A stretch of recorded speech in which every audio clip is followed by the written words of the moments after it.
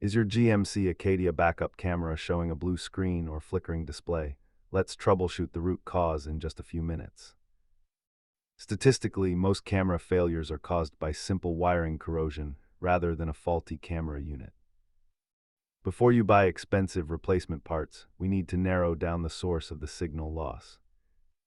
Start by cleaning the lens and checking your fuses before moving to the liftgate wiring. These are the three most common failure points that cause intermittent signal loss in the Acadia. Sometimes the infotainment system just needs a hard reset to clear the camera communication error. Minor contact cleaning is a simple DIY, but internal head unit issues usually require professional service. Costs vary significantly based on whether you are simply cleaning connections or replacing the entire module. If basic checks fail, use a multimeter to verify that the camera is actually receiving power. Keep these three tools on hand to safely disassemble your trim and test your electrical connections.